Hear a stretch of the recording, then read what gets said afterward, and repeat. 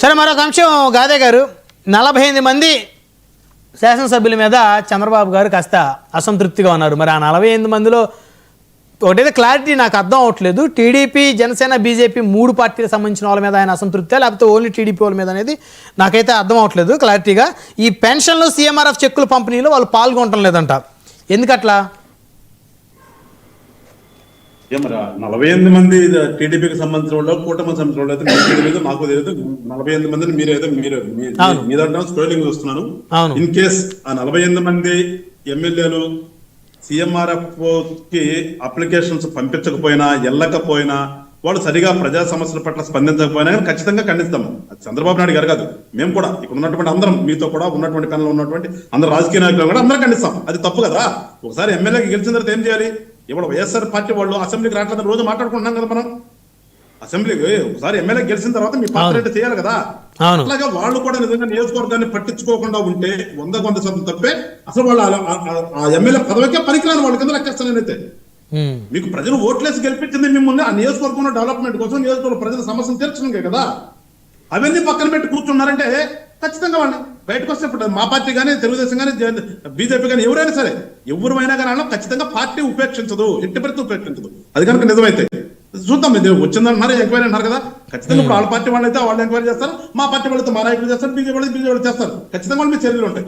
ఇక్కడ మేము కూటమి కట్టింది రాష్ట్రం అభివృద్ధి కోసం, ప్రజలకు మంచి చేయాలని ఒక ఉద్దేశం, సదుద్దేశంతో ఇవాళ కూటమి వస్తే, వాళ్ళు కూటమిని అడ్డం పెట్టుకుని గెలిచేసి ఇవ్వలేదు ఇష్టం వచ్చినట్టుగా వాళ్ళు ప్రవర్తిస్తే అది కరెక్ట్ కాదు. అలాంటి ప్రవర్తించే వాళ్ళ మీద ఖచ్చితంగా పార్టీ అధిష్టానాలు చర్య తీసుకుంటాయి. దాంట్లో తప్పుకోలేదు, దాంట్లో తీసుకోవాలి కూడా, నేను కూడా కోరుకున్నాను.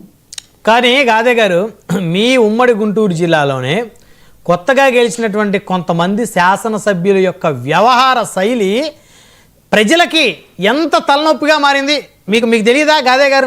మీ కంప్లైంట్స్ రావట్లేదా?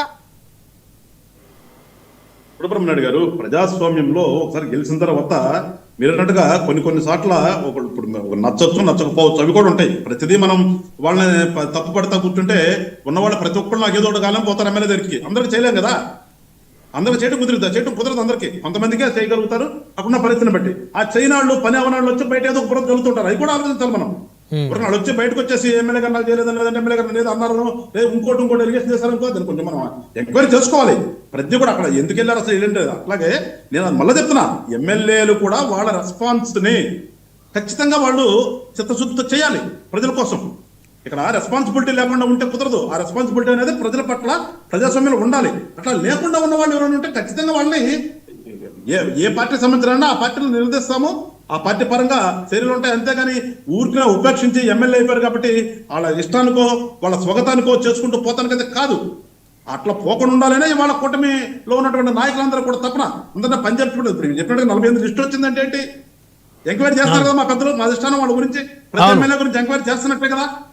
రైట్ ఆర్ రాంగ్ చెప్పే లాస్ట్ ఉందా లేదని తీసి పక్కన పెడితే, అలాంటిది మీరు అన్నారు కానీ చెప్తున్నా.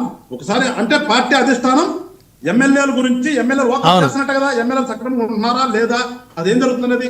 సో అది మా చిత్తశుద్ధి. మేము చేయకపోతే ఖచ్చితంగా వాళ్ళతో చేపించడం కోసమే అట్లా ముందుకెళ్తున్నాం. అది కూటమికి ఉన్నటువంటి నైతిక విలువ, కూటమిలో ఉన్నటువంటి విలువలు అవి. ప్రజల కోసము, రాష్ట్రం కోసమే మేము కూటమి కట్టే మళ్ళా చెప్తున్నాం. ఆ విధంగా వెళ్తున్నాం కాబట్టి ఎక్కడ ఎవరు నిద్రపోతూ ఉండగా లేపుతాం, నిద్రపోతూ నటించినా కానీ లేపుతాం. చేయకుండా ఉండి మరీ ఎలిగేషన్ చేస్తే ఖచ్చితంగా వాళ్ళ మీద అదే రకంగా చర్యలు ఉంటే వాళ్ళు సరిదిద్దుకుంటారు. ఎందుకంటే 1.5 years అయింది, చిన్న చిన్నవి ఉంటాయి. కొంతమంది మీరు కొత్త వాళ్ళకి కొంత అవగాహన లోపం ఉండొచ్చు, ఆ అవగాహనతో వస్తారు వాళ్ళు.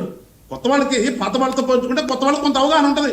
తప్పక గెలవగానే ప్రజా సమస్యల పట్ల లేదంటే రకరకాలుగా బడ్జెట్ తెచ్చుకోవాలి, గవర్నమెంట్ నుంచి బడ్జెట్ తెచ్చుకోవాలన్నా, ఇక్కడ పనులు చేయాలన్నా, ఇక్కడ ఉన్నటువంటి అధికారులు గతంలో చూసాం వ్యవస్థలన్నీ కూడా నాశనం చేసి వాళ్ళు వెళ్ళిపోయారు.